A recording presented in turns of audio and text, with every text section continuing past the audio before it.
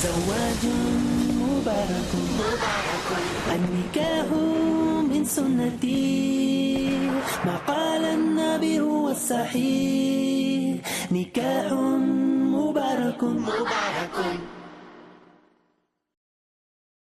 Assalamu alaikum wa rahmatullahi wa barakatuh. Welcome, brothers and sisters, to a new episode in the series titled Marriage and Divorce. With myself here is our Sheikh Haitham Al Haddad, who is from the UK and currently presides on the Islamic Sharia Council of Britain, and is also the founder of the website www.islam21c.com. We have been talking about the permissibility of websites and where do we draw the line. So we'd like to continue that, Sheikh.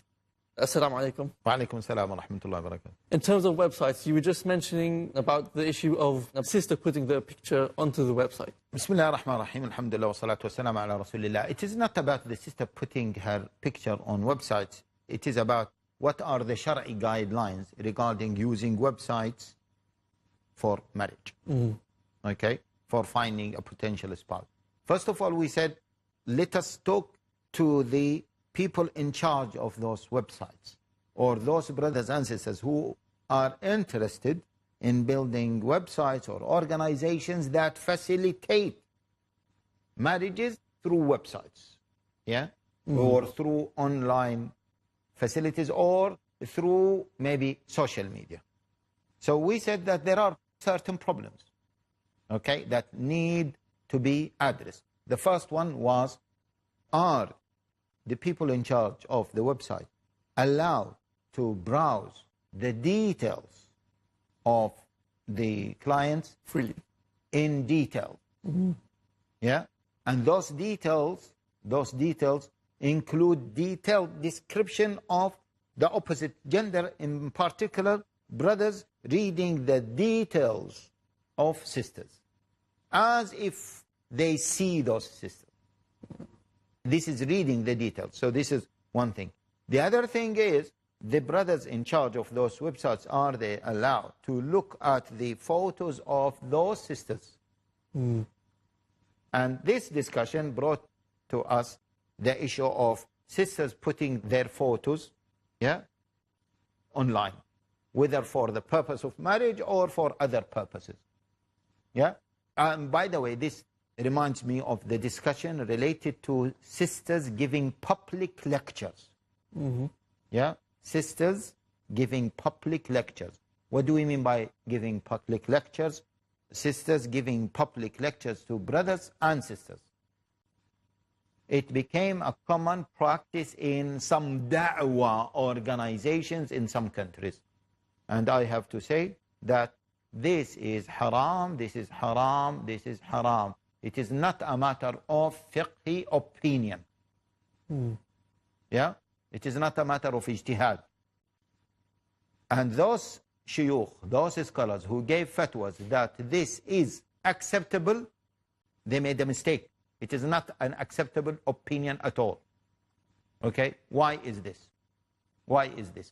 First of all, even if we say that the face is not a awra, the face is not a awra, the face of a female is not a awra. If we say that it is not a awra, it doesn't mean that we as men are allowed to gaze at it, stare at it. Why is this? Because the Prophet ﷺ said, لا تتبع النظرة النظرة. Okay? Don't follow the first glance with the second glance. So this is clear. Now, it is clear that Allah Jalla wa Ala says, قُلْ لِلْمُؤْمِنِينَ يَغُضُّوا مِنْ أَبْصَارِهِمْ. Command the believers to lower their gaze. One gaze. The gaze in general, one gaze. But the hadith of the Prophet ﷺ, Hadith Ali, is more explicit. Don't follow the first glance with the second glance. The first one will be halal, okay, because it happened all of a sudden. It was not planned, by the way. No one can say that the first glance is allowed if it is planned. For example, I passed by and there is a sister and I intentionally look at her, especially with desire. The Prophet ﷺ is not talking about this. The Prophet ﷺ is talking about, it happened that you saw her. So the first is for you, not the second one. Okay? See, nowadays, what we are talking about, I think, is odd. Because there is no country now in the Muslim world and in the non-Muslim world where the person can protect his eyes from seeing women, okay, with no hijab, with, okay, revealing clothes everywhere. True. And that's why the Prophet ﷺ said, إِنَّ الْمَرْأَةَ إِذَا خَرَجَتْ إِسْتَشْرَفَ الشَّيْطَانِ. When the lady goes out, yeah, then there will be a shaitan with her. طبعا there will be a shaitan with all of us, but in particular with women, in order to attract men to look at them. Yeah? And as many scholars said, and I remember a very beautiful statement by Sheikh Ali Tantawi. He said, and by the way, I found it the very similar statement by one of the previous scholars, one of the scholars from the 4th Hijrah or 5th Hijrah century. He said, if you are married to all women in the world except one, yeah, the shaitan will come to you and will tell you that, listen, this has something unique and you don't find it with all these women. In order to what? Look. In order to look. Yeah. Now see, the enemies of Islam, they say, look what Islam says about women, that the shaitan will go with her. I don't see what is the problem. The shaitan is everywhere. Yeah. Okay. The shaitan is trying to seduce us. The shaitan is trying to misguide us.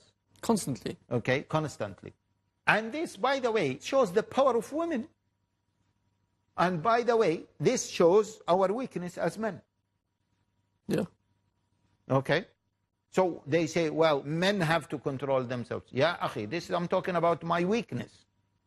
And we have to admit that this is the weakness of men. Some people would say it's the fault of the man if he's looked at the woman. Okay, it is my fault, but at the end of the day, it is a fault. And I cannot control myself. And is the gaze there for a second time because the sister has not taken the appropriate steps? Yes. And as they always say, you know, even in Britain, you know, they say don't leave valuable things in your car. Don't give them opportunity. Okay, so we cannot tell the thief, yeah, or the thief cannot say, well, I saw an opportunity, yeah, I am excused. No one would say this. No thief will say this. It's true that we will blame the thief, but at the end of the day, the person who lost the property, he did not protect his property. Yeah? He knows that there are thieves, so he needs to protect his property. Okay? So this is one issue.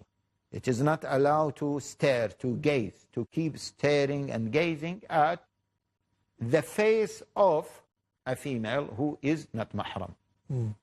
Again, don't tell me about cases of necessity. Yeah?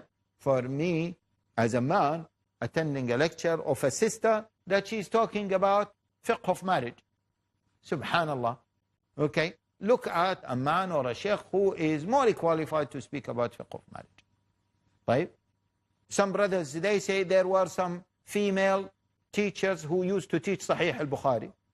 Yeah, akhi, don't go for a female teacher who is teaching Sahih al-Bukhari. There are thousands of scholars who teach Sahih al-Bukhari. Why did you choose to go for a female teacher that she teaches Sahih al-Bukhari? This is one thing. And the other thing, who said that those shaykhat or ustadat or female teachers who used to teach hadith books such as Sahih al-Bukhari or Muslim or so, they were teaching them like this, sitting in front of men? I challenge, see, I challenge every single one, by all the brothers and sisters, to bring me a quotation where one of the female scholars used to sit directly in front of men. Directly. So there were always shields then? Huh? There was always some kind of shield? Yes, a shield or maybe another setup. There is no explicit. I did not come across any explicit situation where a female teacher used to sit in front of men, and the men, the students, are looking at her, and she teaches them Sahih al-Bukhari or Sahih Muslim. Yeah? I have never seen this. and I reviewed a number of the great muhaddithat and to see how they used to teach the hadith. And it was not mentioned. If there is anyone to prove the contrary of this, let him or her bring this. This is one thing. The other thing is, see, the fact that Allah Jalla wa Ala let men only to lead the salah, yeah, and to give khutbah, and not to allow women, even He allowed them to lead salah for other women, but He never allowed them to give khutbahs. Yeah? This gives an indication that, well, there is a difference between men looking at women and women looking at men. Yeah?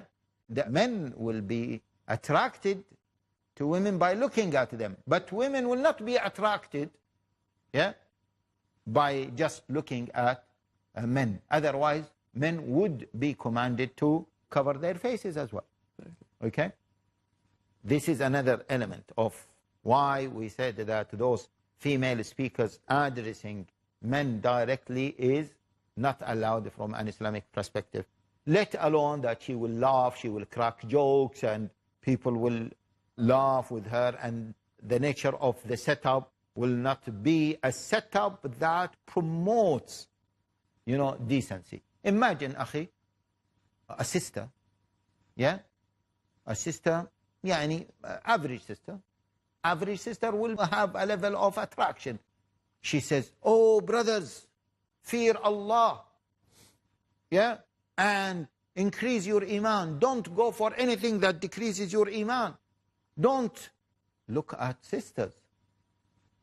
She will address us this. Be careful. Looking at sisters might be haram. The Prophet ﷺ is saying, the glance is like an arrow, a poisoned arrow from the arrows of the shaitan.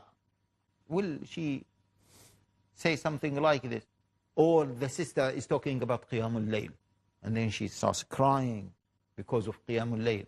And the brothers are looking at her and they are crying because they have listened to an admonition about Qiyamul Layl, or about Jannah and Nar, about Hur'een in Jannah. Imagine a sister, is describing Hur'een in Jannah in front of brothers. Strange. Yeah? Is this acceptable? Have we ever seen this or heard about something like this in our Islamic history? If there is a case or so, these are just odd cases. This is not the norm. Come on. Jazakallah khair, Sheikh. We'll come back soon after the break to continue this discussion. Assalamu alaikum wa rahmatullahi wa barakatuh. زواج مبارك.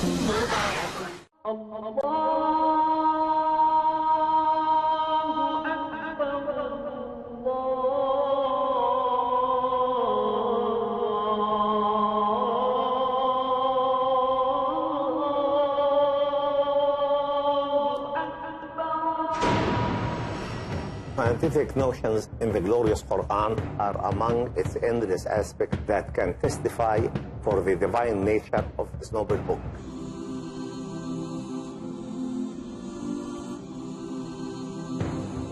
These scientific notions are probably the best addressed to the people of our time. I am Zaghlul Al-Najjar. Please join me in this program to discuss some aspects of the scientific notions in the glorious Quran. سنريهم آياتنا في الآفاق وفي أنفسهم حتى يتبين لهم أنه الحق. He created the universe. Appreciate the word-to-word authenticity of scientific notions and proven facts mentioned in the glorious Quran 1400 years ago in Scientific Notions in the Glorious Quran. Every Saturday at 8 p.m. and repeat telecast at 8:30 a.m. UK on Peace TV.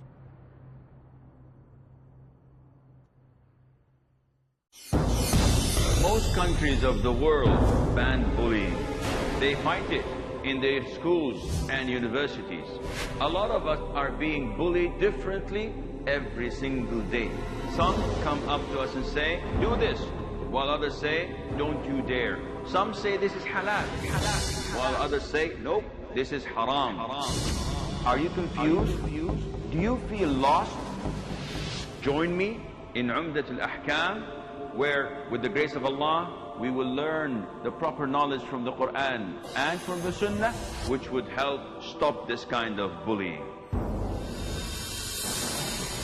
Join Asim Al Hakim in Umdatul Ahkam, next on Peace TV.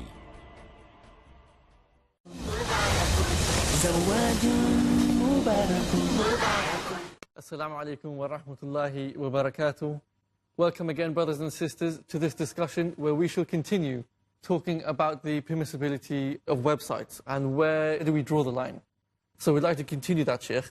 Assalamu alaikum. Alaikum assalam wa rahmatullahi wa barakatuh. You were just going over the issue of men looking at women and the difference when it comes to women looking at men. Yeah, we were discussing this issue of sisters presenting themselves on social media or giving lectures, public lectures, or displaying themselves, etc., etc. Even if we say that the face of a female, an adult female, is not awra, this does not mean that a female can put herself on a stage where men are gazing at her.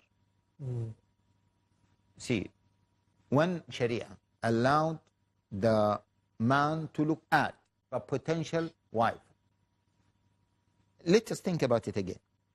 The Sharia allowed for the man to look at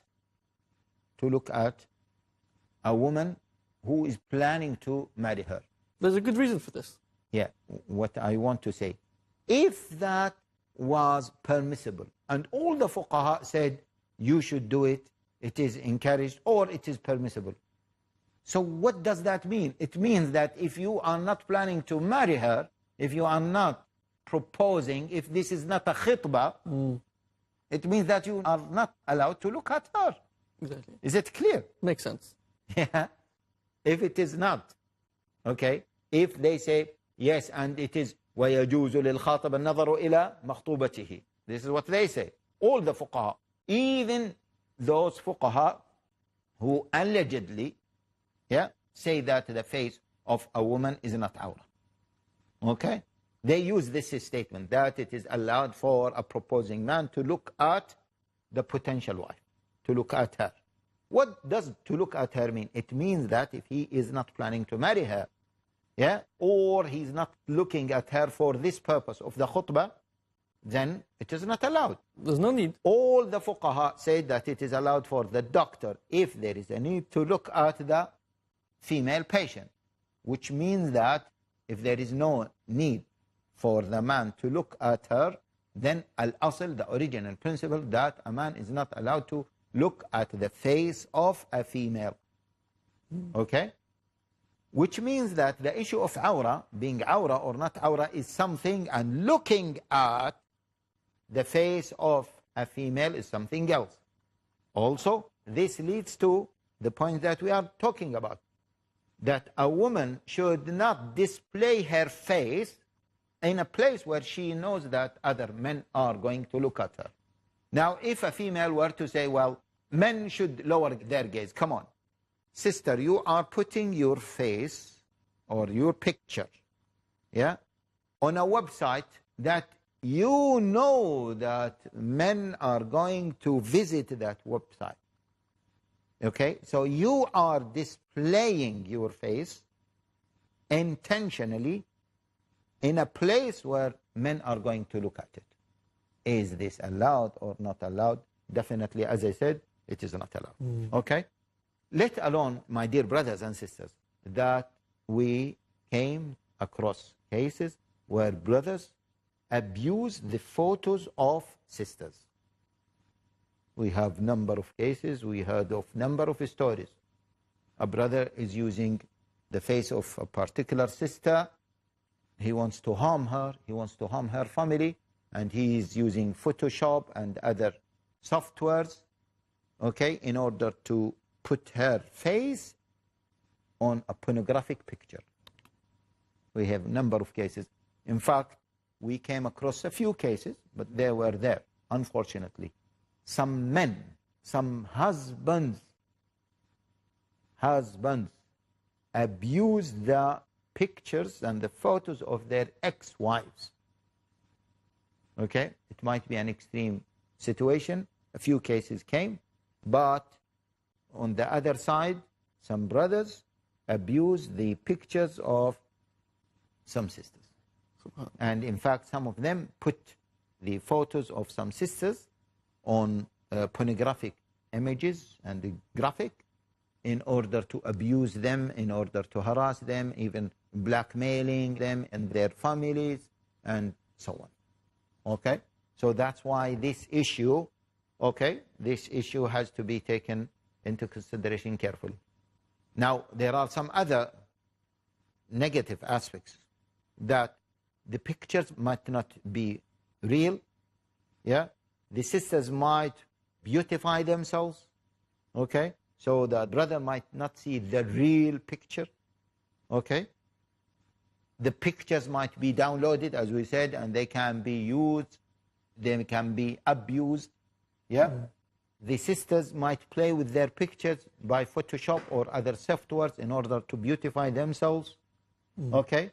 And other scenarios. I just remembered one of the good websites, good websites that provide marriage facilities for brothers and sisters. And it happened that there was an internal problem in the management of that website, and a person has to leave, and after that there were accusations of misusing the data of the individuals who proposed through this website. This was accusing this, and this was accusing the other people, and we could not verify who is who, but the possibility of abuse and passing the details or leaking the details is there. That's why we have to be careful. Now, see, if we take all these elements into consideration, then inshallah that can be acceptable. That can be acceptable. So with the right precautions, with the right steps taken, yes, possibly in some circumstances it might be okay. Yeah, I know that maybe some people are even more strict than me, and they say we should not use websites, etc. Okay, they say we have seen the negative outcome. That is true, but akhi, we need to be realistic. What many revert brothers and sisters, or not even revert brothers and sisters, there are some people who do not have social networks around them. Yeah, what can they do? So possibly this as a very last resort. Yeah. This is a good way of putting it, that it should be the last resort. And as we said, they can use many other avenues. You know, in the West, it is good also to use the mosques. Yeah? They usually have some kind of service. Yes. And by the way, we always say to imams, you are not an imam who is just leading the salah. No. You should carry out the job of social services. Yeah? In order to help people to get married. Because they really need this service. Again, there might be some negative side effects where the imam, if he is exposed to these details, yeah, we heard some stories where imams abused their position. I mentioned a few stories. I'm not talking about imams, I'm talking about brothers who might abuse, certain opportunities. But the imams, yeah, they might abuse them as well. That's why Sharia said the rules, the guidelines, especially the guidelines when it comes to the interaction between brothers and sisters, have to be observed carefully. And the biggest fitna, as the Prophet ﷺ said, the biggest fitna for men is what? Women. Is women. Yeah? And the Prophet ﷺ said, اتقوا الدنيا واتقوا النساء. Be aware of the dunya, yes, and be aware of the fitna of women. SubhanAllah. Jazakallah khair, Shaykh. I think I just want to end this topic about the website specifically by saying that We spoke previously about the importance of family values and how it's the cornerstone of society. And possibly the reason why people have started to go to the website is because this is lacking or missing. Yeah, yeah. Subhanallah. That's true. Yeah. Jazakumullah khair for watching this episode. Please join us again where we will continue to explore the different avenues of how we can approach a situation where we need to look for a potential spouse. Assalamu alaikum wa rahmatullahi wa barakatuh. نكاح مبارك زواج مبارك